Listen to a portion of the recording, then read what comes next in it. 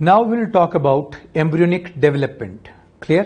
तो देखो, embryonic development की बात करेंगे तो एक टर्म मैं आपको बताता हूं, एम्ब्रियोलॉजी। लॉजी मतलब स्टडी, एम्ब्रियो की, ठीक है। Study of development of embryo is termed as embryology. It involves what? एक आपने बात की क्लीवेज, जो मैंने आपको बताया, ठीक है। दूसरी बात, जब क्लीवेज होता चलेगा तो वो जो स्टेजेस बन रही हैं, इसमें मैंने आपको बताया था मोरुला, ब्लास्टुला, गैस्ट्रुला। क्लियर? तो इसके बाद क्लीवेज के बाद मोरुलेशन, ब्लास्टुलेशन और फिर बात करेंगे गैस्ट्रुलेशन। तो पहले first morula. What is morula? ध्यान दो, it is a solid compact ball like structure, ठीक है ना। स्टेज क्या आती है? करीब 16 सेल स्टेज तक, 8 से लेकर जो 16 सेल स्टेज है, तो 16 सेल स्टेज तक की जो स्ट्रक्चर है इसको बोलते हैं morula. Now because it appears like a mulberry fruit, clear, ये मलबरी की फ्रूट की तरह नजर आता है, इसलिए आपने इसको क्या बोल दिया? मलबरी स्टेज या मलबरी फ्रूट लाइक, ठीक। मलबरी का नाम, साइंटिफिक नेम क्या है मलबरी का? मॉरस एल्बा, तो आपने इसको नाम ही क्या दे दिया? मोरुला, ठीक है। तो solid compact ball like structure, तो आपने बात की this is solid ball stage या solid ball like structure. This is also termed as stage of compaction.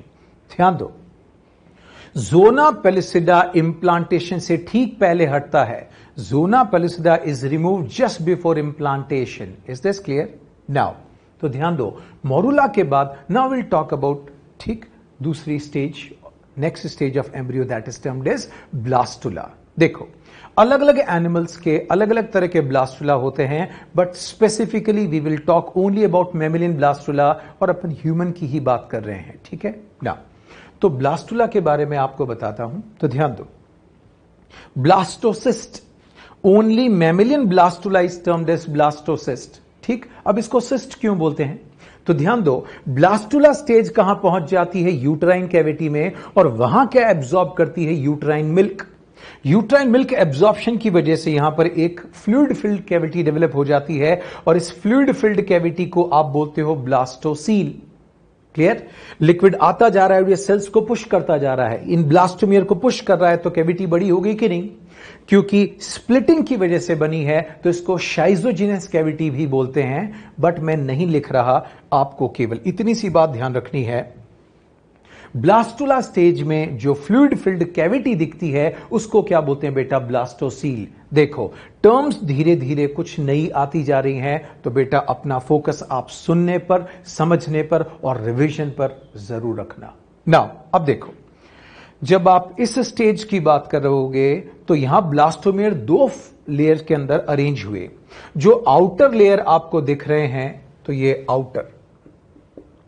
Outer layer of blastomere is termed as trophoblast. Clear? यही वो trophoblast हैं जो endometrium में जब एम्ब्रियो इंप्लांट हो जाता है तब क्या सीक्रेट करते हैं? HCG। Is this clear? तो इंप्लांटेशन के बाद यही वो ट्रोफोब्लास्ट हैं जो क्या सीक्रेट करते हैं? Hormone HCG। क्लियर? नाउ अब देखो, तो आउटर लेयर ऑफ ब्लास्टोमियर को आपने बोला ट्रोफोब्लास्ट, और अंदर ये सेल्स का गुच्छा दिख रहा है कि नहीं? इस गुच्छे को आप बोलते हो inner cell mass. Hey guys, इसको क्या बोलोगे? Inner cell mass. और यही इनर सेल मास होता है जिससे क्या डेवलप होता है? Embryo proper. तो ध्यान दो, ट्रोफोब्लास्ट सेल से एम्ब्रियो नहीं बनता, जो इनर सेल मास दिख रहे हैं, ठीक, इससे क्या डेवलप होगा? Embryo proper. क्लियर? तो बाहर वाले सेल्स को, बाहर वाले ब्लास्टोमियर्स को आपने ट्रोफोब्लास्ट बोला, तो ये जो गुच्छा दिख रहा है इसको क्या भी बोल देते हो आप? एम्ब्रियोब्लास्ट या इनर सेल मास। ठीक ना? अब देखो, इनर सेल मास जिन ट्रोफोब्लास्ट को टच कर रहे हैं, इनर सेल मास जिन ट्रोफोब्लास्ट को टच कर रहे हैं, इन सेल्स की बात करोगे, इन सेल्स को आप बोलते हैं सेल्स ऑफ रूबर। क्या बोलोगे? ठीक, ये ट्रोफोब्लास्ट सेल्स जो आपको दिख रहे हैं इनर सेल मास को टच करते हुए, इनको बोलते हो सेल्स ऑफ रोबर। क्लियर? और आगे चल के बताऊंगा एम्नियोजेनिक सेल्स के बारे में। ठीक है ना? तो ये आपने बात की सेल्स ऑफ रोबर, ये आपने बोला एनिमल पोल, और ये कौन है? वेजिटल पोल। तो ये अपन ने किसकी बात की? ब्लास्टुला। ठीक है, कैविटी कौन सी? ब्लास्टोसिस्ट। अब मैं आपको कैसे आ रहा है ब्लास्टुला यूट्राइन कैविटी में, उसके बारे में 2 लाइन और बता देता हूं। नाउ ब्लास्टुला की बात की है तो 2 पॉइंट्स मैं आपको और बता दूं। लुक, ब्लास्टुला के बारे में मैंने आपको बताया था आउटर ट्रोफोब्लास्ट सेल्स, और यहां बताया था इनर सेल मास, जिसको आपने एम्ब्रियोब्लास्ट भी बोला था, और इसी से किसका फॉर्मेशन होता है? एम्ब्रियो का। ठीक, इनर सेल मास को क्या भी बोलते हैं? Embryonal knob. अब देखो व्हाट हैपेंस, ओवरी से एग रिलीज हुआ, फाइनली कहां पहुंचा? फैलोपियन ट्यूब में। जब स्पर्म एंटर करेगा उसके बाद जो स्ट्रक्चर बनेगा उसको बोलते हैं जाइगोट। क्लियर?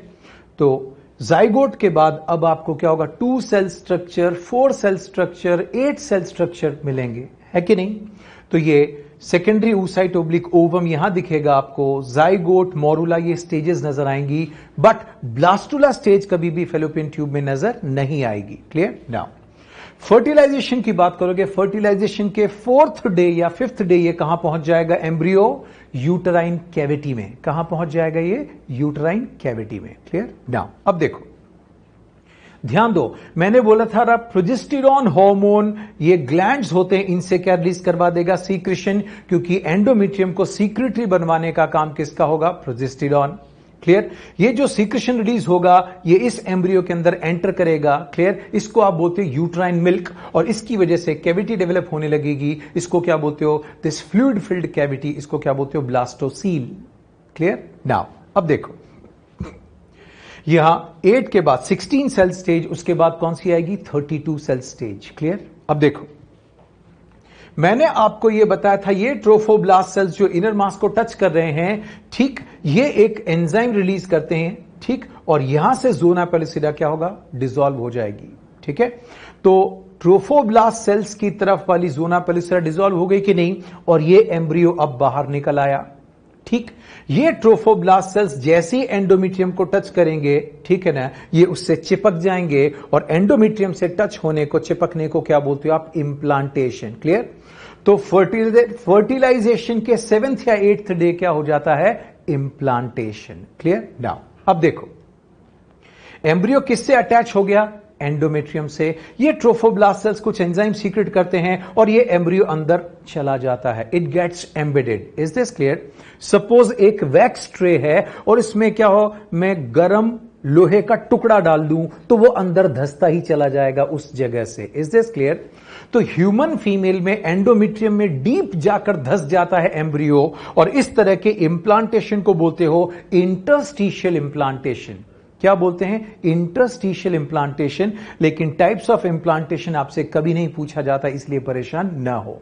अब देखो, जहां से एम्ब्रियो अंदर गया था उसके बाद ये कनेक्टिव टिश्यू से इसकी पूरी पैकिंग हो जाती है, और इस चीज को अब आप बोलते हो क्लोजिंग कोएगुलम। क्या बोलेंगे इसको? क्लोजिंग कोएगुलम। यह भी बात आपसे नहीं पूछी जाती। ठीक, तो मुझे बताइए, क्या यूट्रस के अंदर मोरुला स्टेज मिलेगी? No. Blastula stage? Yes. Implantation morula stage का हुआ कि ब्लास्टुला का? ब्लास्टुला का। लेकिन मैमिलिन ब्लास्टुला को क्या बोलते हैं? ब्लास्टोसिस्ट। तो इंप्लांटेशन 32 सेल स्टेज में होता है। क्लियर? और इंप्लांटेशन ब्लास्टोसिस्ट का होता है। Implantation occurs 7 days. Clear? Fertilization के 7th डे पर क्या होगा? इंप्लांटेशन होगा, तो 7th या 8th day. Is this clear? Now अब देखो, इंप्लांटेशन के बाद एंडोमेट्रियम, एंडोमेट्रियम नहीं, अब इसको बोलते हो decidua. What is the difference between endometrium and decidua? After implantation endometrium is termed as decidua. Clear? Now अब देखो, यहां जब आप बात करोगे तो मैंने आपको ये बताया था जगह, this region is termed as fundus, और फंडस को क्या बोलते हैं? This is termed as the best site for the implantation. Termed as what? Best site for the implantation. Clear? अब देखो ध्यान से, ये एम्ब्रियो एम्बेडेड हो गया कि नहीं? उसके बाद अब एक पॉइंट बताता हूं, तो बताइए, ज़ोना पेलिसिडा के साथ इंप्लांटेशन हुआ क्या? No. Zona pellucida is removed just before implantation. अगर ज़ोना पेलिसिडा यहां हट जाती तो इंप्लांटेशन फैलोपियन ट्यूब में हो जाता, और फैलोपियन ट्यूब में इंप्लांटेशन हो जाता तो उस मुसीबत को क्या बोलते हैं आप? Ectopic implantation. क्या बोलते हैं? Ectopic implantation. तो ध्यान दो, सीलियरी मूवमेंट आप देख रहे हैं, fallopian tube is lined by ciliated epithelium. तो ये सीलियरी मूवमेंट क्या होगा? फर्टिलाइज्ड एग को पुश कर रहे हैं कि जा जा यूट्रस में जा, वही इंप्लांट होना। क्लियर? दूसरी बात, ज़ोना पेलिसिडा भी 32 सेल स्टेज की बात करोगे तब जाकर हटेगा कि नहीं? ठीक, तो ध्यान दो, zona pellucida and ciliated epithelium of fallopian tube they prevent ectopic implantation। ठीक, तो fallopian tube किससे लाइंड है? ciliated epithelium से। जब बात आई है तो एक छोटा सा पॉइंट बता देता हूं, रिक्वायर्ड नहीं है, ध्यान दो। जो फीमेल क्रॉनिक स्मोकर होती है, बहुत लंबे टाइम तक स्मोक करती है, तो स्मोक के अंदर क्या होता है? टार। टार जो होता है दैट इज सीलियरी टॉक्सिन, वो सीलियरी मूवमेंट को क्या कर देता है? ब्लॉक। तो ऐसी फीमेल के अंदर क्या होगा? सीलियरी मूवमेंट ब्लॉक हो जाएगा, तो फर्टिलाइज्ड एग यहीं रहेगा। यहीं वो किस में कन्वर्ट हो गया? फर्टिलाइज्ड एग मोरुला में। यहीं पर क्या होगा? स्टेज कौन सी आ गई? ब्लास्टुला। क्या बन गया? ब्लास्टोसिस्ट, और यही इंप्लांट हो जाएगा। तो ध्यान दो, जो फीमेल ज्यादा स्मोकिंग करती है उसके अंदर एक्टोपिक इंप्लांटेशन की पॉसिबिलिटीज बढ़ जाती हैं, क्योंकि सीलियरी मूवमेंट उसे प्रॉपरली आगे प्रोपेल नहीं कर पाता। किसको? फर्टिलाइज्ड एग को, एम्ब्रियो को। ठीक है, नाउ अब देखो, यहां पर जब आप बात करोगे तो ध्यान से सुनो। ये अगर मैं लेयर की बात आपको बताऊं तो ये कौन सी है बेटा? मायोमेट्रियम। कौन है? मायोमेट्रियम। क्लियर? अब देखो, मायोमेट्रियम और एम्ब्रियो के बीच में क्या आपको एंडोमेट्रियम दिख रही है? मैंने बोला मायोमेट्रियम और एम्ब्रियो के बीच में जो आपको एंडोमेट्रियम दिख रही है, इसको बोलते हैं डेसिडुआ बेसिलिस। क्या बोलोगे? इसको बोलते हैं डेसिडुआ बेसिलिस, या इसे ही बोलते हैं decidua placentalis. Hey guys, clear? तो मैं किसकी बात कर रहा हूं? यहीं से क्या होगा? प्लेसेंटा के फॉर्मेशन के लिए प्रोजेक्शंस निकलेंगे। तो मैं ये जो बात आपको बता रहा हूं, ये जो डेसिडुआ का पार्ट है, जो एम्ब्रियो के और मायोमेट्रियम के बीच में है, तो मायोमेट्रियम और एम्ब्रियो के बीच में जो एंडोमेट्रियम है उसको बोलते हो डेसिडुआ बेसिलिस या डेसिडुआ प्लेसेंटलिस। नाउ इसको बोलते हो यूट्राइन ल्यूमन। क्लियर? एम्ब्रियो और यूट्राइन ल्यूमन के बीच में जो आपको दिख रही है डेसिडुआ, उसको बोलते हैं डेसिडुआ कैप्सुलैरिस। क्लियर? तो कुल मिला के जो एम्ब्रियो को सराउंड कर रही है उसको बोला डेसिडुआ कैप्सुलैरिस। फिर वापस बता रहा हूं, एम्ब्रियो और यूट्राइन ल्यूमन के बीच में जो एंडोमेट्रियम है इसको बोलते हैं डेसिडुआ कैप्सुलैरिस। क्लियर? और बाकी जो साइड की दीवारें हैं जो एम्ब्रियो से रिलेटेड नहीं है उसको बोलते हैं डेसिडुआ पैराइटलिस। उसे क्या बोलेंगे? Decidua parietalis. Is this clear? Now अब डायग्राम भी चेंज कर सकता हूं, लोकेशन बता इसकी चेंज कर सकता हूं। तो ध्यान दो, ये मैं आपको पहले ही बता चुका था, एम्ब्रियोनल नॉब वगैरह। ध्यान से सुनो। अब देखो, एंडोमेट्रियम की बात कर रहा हूं। सपोज इंप्लांटेशन यहां हुआ बेटा, तो अब जो मैं इसकी बात कर रहा हूं ये आपको बोलना पड़ेगा डेसिडुआ बेसिलिस, ये वाली होगी कैप्सुलैरिस, और ये कौन हो जाएंगी? पैराइटलिस। लेकिन डेसिडुआ बेसिलिस, पैराइटलिस और कैप्सुलैरिस की बात करोगे, यहां से भी आप क्वेश्चन नोटिस नहीं करते हो। क्लियर? तो मैंने बोला इंप्लांटेशन ब्लास्टोसिस्ट का होगा, 32 सेल स्टेज में होगा, फर्टिलाइजेशन के 7th डे या 8th डे होगा। क्लियर? ना एक्टोपिक इंप्लांटेशन पहले भी बता चुका हूं, बेस्ट साइट फॉर इंप्लांटेशन आपको पता है। ठीक है? और क्या क्या इससे रिलेटेड है फैक्ट्स को मैंने आपको बता दिया। नाउ ब्लास्टुला के बाद किसकी बात करोगे? गैस्ट्रुला। और गैस्ट्रुला के बाद जो स्टार्ट होता है, ठीक, वो उसके बाद आता है ऑर्गेनोजेनेसिस। क्या आता है? The process of formation of organ is termed as organogenesis. Clear? Gastrula is the most complicated stage, लेकिन लकीली आपके पास केवल 2 लाइन में ही चीजें लिखी हुई हैं। ठीक है? नाउ गैस्ट्रुला की बात करोगे तो यहां पर क्या होगा? Formation of germ layers. Germ layer की बात करोगे तो एक्टोडर्म, मीजोडर्म और endoderm. I repeat, ectoderm, mesoderm और एंडोडर्म की बात करोगे, इनको आप बोलते हो जर्म लेयर्स। तो जर्म लेयर का फॉर्मेशन बेटा किस स्टेज में हुआ? गैस्ट्रुला में। ठीक, अभी तक सारे ब्लास्टोमेयर्स एक जैसे थे, लेकिन अब किस ब्लास्टोमेयर को एक्टोडर्म बनाना है, किसको मीजोडर्म बनाना है और किसको एंडोडर्म बनाना है, यह डिफरेंशिएशन होगा। तो ध्यान दो, differentiation of blastomere occurs in gastrula, but the preparation for differentiation that is completed in blastula. Differentiation की प्रिपरेशन कहां हो जाएगी? ब्लास्टुला में, लेकिन डिफरेंशिएशन कहां होगा? गैस्ट्रुला में। Clear? The first formed germ layer is endoderm. ठीक, नाउ अब देखो, इसके बाद क्या होगा? Morphogenetic movement. मॉर्फोजेनेटिक मूवमेंट मतलब है एक्टोडर्म बनाने वाले ऑर्गन्स की बात करोगे तो उन एक्टोडर्म बनाने वाले ब्लास्टोमेयर का मूवमेंट, एंडोडर्म बनाने वाले का मूवमेंट, मीजोडर्म बनाने वाले का movement. Clear? Morphogenetic movement mainly दो तरह के होते हैं, एक आपने बात की एपीबोली और एक क्या होगा, एम्बोली। जब एक्टोडर्म बनाने वाले ब्लास्टोमेयर्स का मूवमेंट हो, the movement of ectoderm forming blastomeres तो बोलोगे epiboly, and the movement of endoderm and mesoderm forming blastomeres तो इसको बोलोगे एम्बोली। क्लियर? ये जो ब्लास्टोमेयर का मूवमेंट होता है, ठीक, ये ब्लास्टोमेयर का मूवमेंट मतलब आप बोलते हो माइग्रेशन। क्लियर? ये कैसा होता है? Amoeboid movement. Is this clear? तो जो मॉर्फोजेनेटिक मूवमेंट होता है, that means migration of cells या माइग्रेशन ऑफ ब्लास्टोमियर्स, ये कैसे होगा? अमीबॉइड मूवमेंट होता है। और अमीबॉइड मूवमेंट के लिए आपको क्या होगा?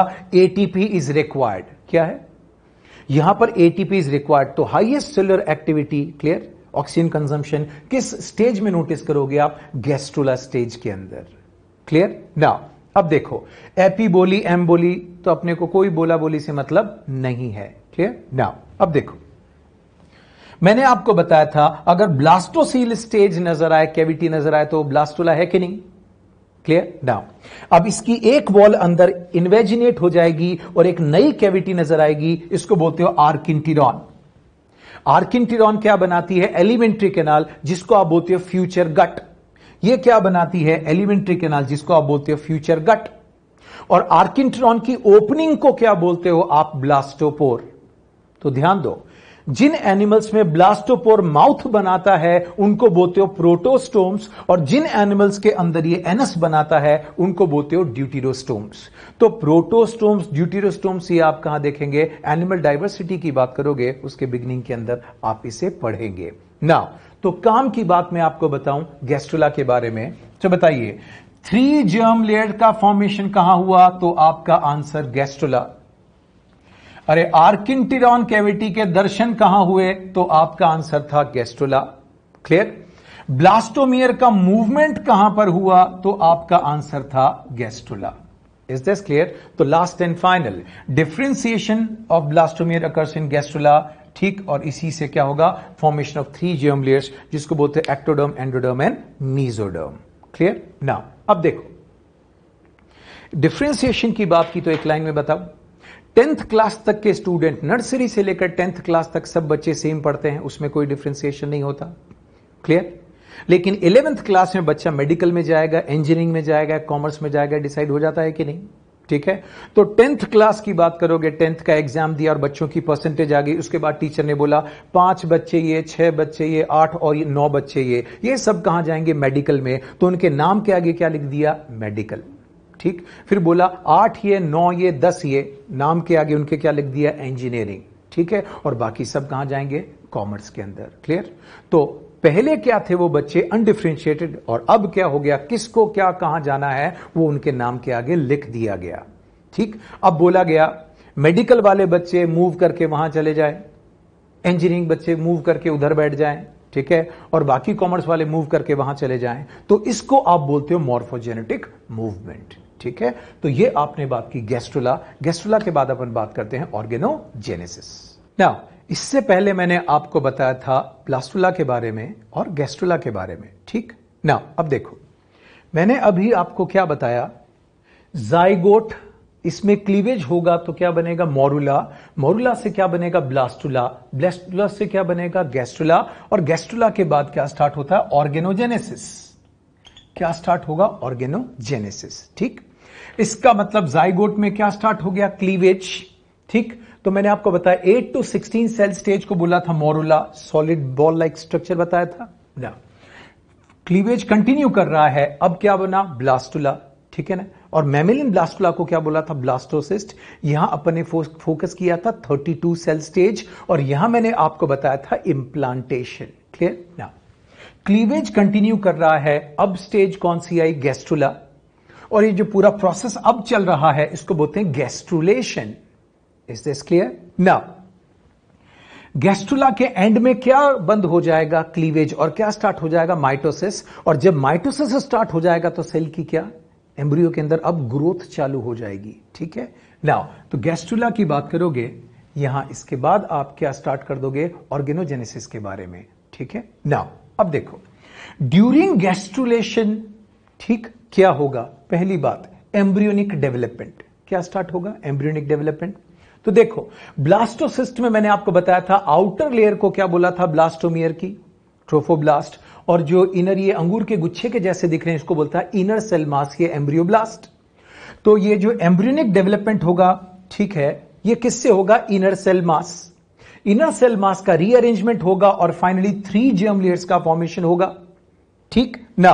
तो कुल मिला के इनर सेल मास की बात करोगे, this will give rise to embryo. तो एम्ब्रियोनिक डेवलपमेंट किससे होगा? Inner cell mass. और एक्स्ट्रा एम्ब्रियोनिक डेवलपमेंट किससे होगा? Trophoblast cells. किससे होगा? ट्रोफोब्लास्ट सेल्स, ठीक है। तो छोटा सा पॉइंट मैं आपको गैस्ट्रुला से रिलेटेड बता देता हूं, यहां आप समझने की कोशिश करें, लेकिन कंफ्यूज हरगिज नहीं होना, काम की बात मैं ऑलरेडी आपको बता चुका हूं, ठीक है। सो गैस्ट्रुलेशन के दौरान मैंने आपको क्या बताया था? जो कैविटी बताई थी वो थी आर्किंटिरॉन, ठीक है। आर्किंटिरॉन की ओपनिंग को क्या बोला था? ब्लास्टोपोर, ठीक। एक पॉइंट आपको क्लियर किया था, ठीक। प्रिपरेशन फॉर डिफरेंशिएशन कहां हुआ था? ब्लास्टुला में, लेकिन डिफरेंशिएशन कहां पर होगा? गैस्ट्रुला में। 3 जर्म लेयर्स का फॉर्मेशन कहां होगा? गैस्ट्रुला में। तो ये काम के पॉइंट्स मैं आपको ऑलरेडी बता चुका हूं। सो ड्यूरिंग गैस्ट्रुलेशन क्या होगा? एम्ब्रियोनिक डेवलपमेंट और एक्स्ट्रा एम्ब्रियोनिक डेवलपमेंट। तो एक्स्ट्रा एम्ब्रियोनिक डेवलपमेंट में अपन बात करेंगे ट्रोफोब्लास्ट की, और एम्ब्रियोनिक डेवलपमेंट में रोल ही किसका होता है? इनर सेल मास।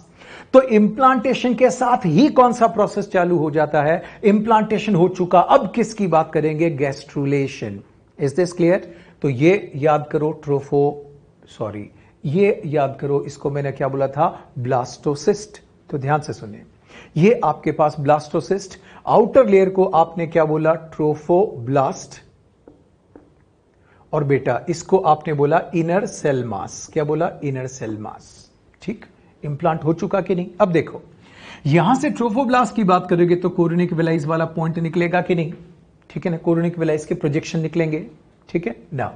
आगे क्या होगा? ये ट्रोफोब्लास्ट भी डिवाइड कर जाएगी, ठीक है। तो आउटर जो ट्रोफोब्लास्ट की लेयर है इसको बोलते हैं आप सिंसिटियो ट्रोफोब्लास्ट। क्या बोलेंगे? सिंसिटियो ट्रोफोब्लास्ट। और अंदर वाली लेयर की बात करोगे इसको बोलते हैं आप साइटोट्रोफोब्लास्ट।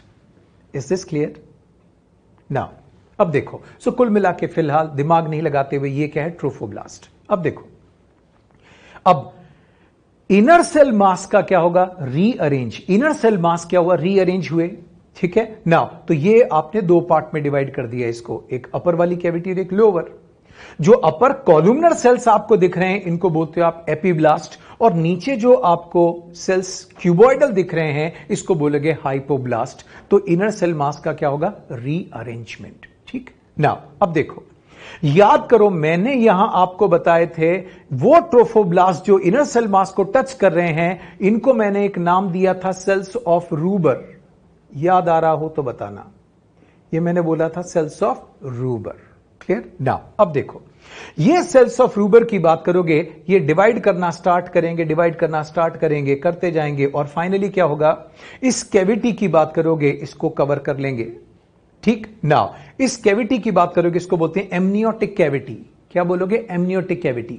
सो एमनियोटिक कैविटी की जो छत होती है जिसको बोलते हो रूफ, इसको किसने बनाया? एमनियोजेनिक सेल्स ने। और एमनियोजेनिक सेल्स किसके डिवीजन से बने? तो आपका आंसर था ट्रोफोब्लास्ट सेल्स। अब मैं पूछ रहा हूं जो एमनियोटिक कैविटी है इसकी फ्लोर कौन बना रही है? तो आपका आंसर क्या होगा? एपीब्लास्ट। एपीब्लास्ट तो एमनियोटिक कैविटी की क्या बना रही है? फ्लोर बना रही है, जबकि एमनियोजेनिक सेल्स जो होते हैं एमनियोटिक कैविटी की क्या बना रहे हैं? रूफ। नाउ अब देखो हाइपोब्लास्ट सेल्स की बात करोगे, ये भी डिवाइड करेंगे और पूरी की पूरी ब्लास्टोसील कैविटी को क्या करेंगे? लाइन करेंगे।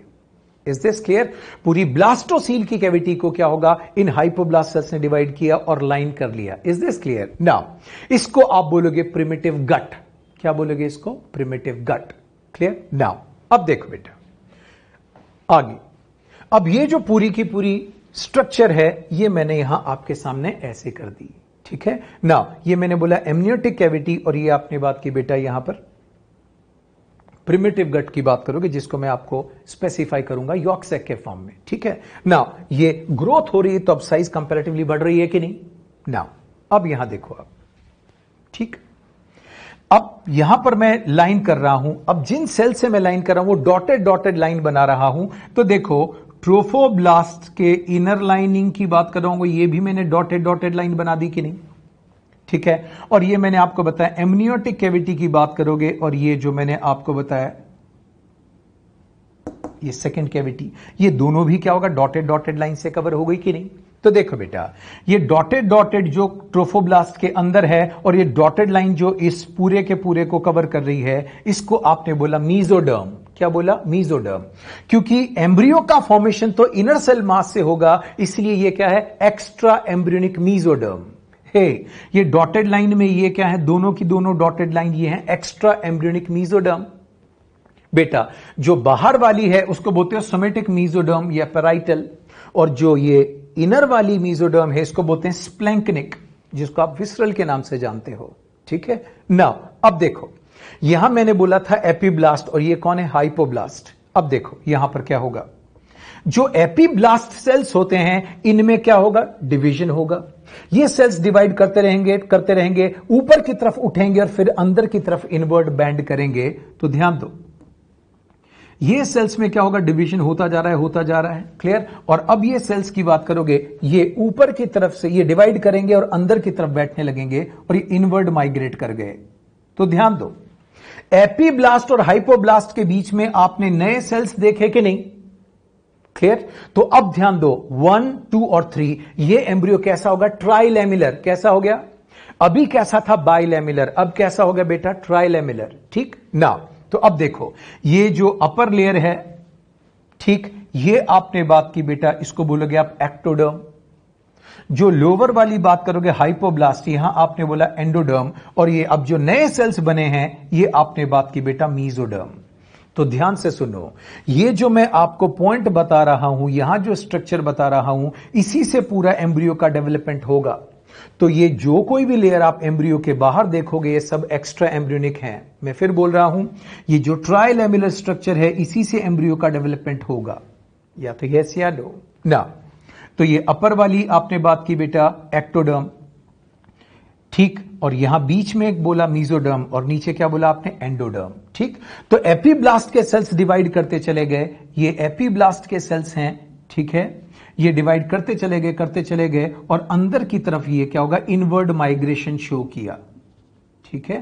तो ये आप देखो एपीब्लास्ट और हाइपोब्लास्ट के बीच में सेल्स का इनवर्ड माइग्रेशन हुआ। Is this clear now. अब देखो, तो यहां तक अपन ने बात की गैस्ट्रुला, किसकी बात की, यहां तक अपन ने बात की गैस्ट्रुला। नाउ अब गैस्ट्रुला के बाद मैं एक लाइन बताता हूं ऑर्गेनोजेनेसिस की, ठीक। अब देखो यहां पर जब मैं बात कर रहा हूं तो याद करो ये कौन है, ट्रोफोब्लास्ट, और ये किससे लाइंड है, मीजोडर्म से, ठीक है ना। ये मैंने आपको बताया एमनियोटिक कैविटी, याद करो इसको क्या बोला, एमनियोटिक कैविटी, ठीक। नीचे की बात करोगे प्रिमिटिव गट, मतलब जिसकी मैं आगे चल के बताऊंगा यॉर्क सैक वगैरह के बारे में, ठीक है। इन दोनों के बीच में जो मैंने वेवी लाइन बताई है ये क्या होगा, मीजोडर्म की बात कर रहे हो, तो ये तो क्या होगा, एक्टोडर्म, ठीक। ये वाले की बात करोगे बोलोगे एंडोडर्म, और जो वेवी लाइन बता रहा हूं ये कौन है, मीजोडर्म। जबकि डॉटेड लाइन मैंने आपको ऑलरेडी क्या बताई थी, एक्स्ट्रा एम्ब्रियोनिक मीजोडर्म, ठीक ना। अब नेक्स्ट स्टेप, तो ये जो अब मैं बता रहा हूं ये ऑर्गेनोजेनेसिस की बात बता रहा हूं, ठीक है, लेकिन ऑर्गेनोजेनेसिस की डिटेल में अब आगे आपको बताऊंगा। नाउ अब देखो नेक्स्ट, तो देखो बेटा ये ट्रोफोब्लास्ट जब मीजोडर्म से लाइन हो गई तो अब आप इसको क्या बोलोगे, कोरियन। क्या बोलेंगे बेटा, कोरियन, ठीक। अब देखो ये जो आपको एम्नियोजेनिक सेल्स की लेयर दिख रही है इसके बाहर कौन है, मीजोडर्म की लाइनिंग है कि नहीं, इन दोनों को मिलाकर आपने क्या बोला, एमनियन। क्या बोला बेटा, एमनियन, क्लियर नाउ। अब देखो यहां पर जब आप बात करोगे तो ये यॉर्क सैक है, ये किसका बना है, एंडोडर्म, ठीक। और यहां बीच में पार्टीशन के बाद यहां जो दिख रहा है ये आपके पास क्या है, एलेंटॉइस।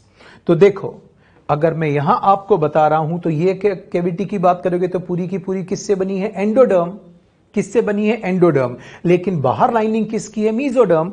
तो ध्यान दो, यॉर्क सैक और एलेंटॉइस बना है एंडोडर्म का, लेकिन लाइनिंग बाहर किसकी है? मीजोडर्म। किसकी है? मीजोडर्म। तो ये क्या है? यॉर्क सैक, और ये कौन है? एलेंटॉइस। ना अब देखो, बर्ड्स वगैरह की बात करोगे जो पॉलीलिसाइथल एग्स हैं, तो ठीक, फॉर एग्जांपल बर्ड्स की बात करते हो, रेप्टाइल्स, यहां पर क्या होगा? यॉर्क सैक उनके अंदर वेल डेवलप्ड है। ये यॉर्क सैक डेवलपिंग फीटस की बात करोगे, डेवलपिंग एम्ब्रियो को क्या प्रोवाइड कर रहा है? न्यूट्रिशन प्रोवाइड कर रहा है। किसको न्यूट्रिशन प्रोवाइड कर रहा है? डेवलपिंग एम्ब्रियो को न्यूट्रिशन प्रोवाइड कर रहा है। Is this clear? और ये जो वेस्ट स्टोर करने का काम होगा वो किसका होगा? एलेंटॉइस। लेकिन ह्यूमन बीइंग्स के अंदर क्योंकि प्लेसेंटा होता है, इसलिए यॉर्क सैक और एलेंटॉइस का काम वो नहीं है जो ये बर्ड्स के अंदर कर रहे हैं। ठीक है, अपने अंदर एलेंटॉइस की बात करोगे तो ब्लड कैपरीज वगैरह की बात करोगे, उसके फॉर्मेशन में हेल्प करेगा। यहां वेस्ट स्टोर करने में या यूरिनरी ब्लैडर की तरह एक्ट ह्यूमन में एलेंटॉइस नहीं करता। यॉर्क सैक की बात करोगे, वो भी अपने अंदर क्या होगा? वेल डेवलप्ड नहीं, शुरू में हीमोपोएटिक ऑर्गन की तरह बिहेव करेगा, और एक जो मैंने आपको प्रिमोर्डियल जर्म सेल्स के बारे में बताया था, उसके लिए बात करते हो आप यॉर्क सैक की। ठीक ना, अब देखो, तो यहां जो मैंने आपको पॉइंट बताया, एक बार बताता हूं। यह मैंने आपको एक कैविटी बताई थी, एमनियोटिक कैविटी। क्या बताई? एमनियोटिक कैविटी, याद करो। ठीक, नीचे की बात करोगे तो ये पॉइंट मैंने आपको बताई यॉर्क सैक, और यहां बात की एलेंटॉइस, और यहां पर मैंने आपको बताई मीजोडर्म लेयर। बताई थी कि नहीं? अब देखो, इसी से किसका डेवलपमेंट होगा? एम्ब्रियो का डेवलपमेंट होगा। तो एक पॉइंट बता रहा हूं, इनकी डिटेल्स कहीं रिक्वायर्ड नहीं है। देखो बेटा, जब इस लेयर की बात करोगे तो ये पहली जर्म लेयर, ये आपने बात की एक्टोडर्म, यहां पर आपने बात की एक्टोडर्म का इन्वेजिनेशन हुआ कि नहीं? यस।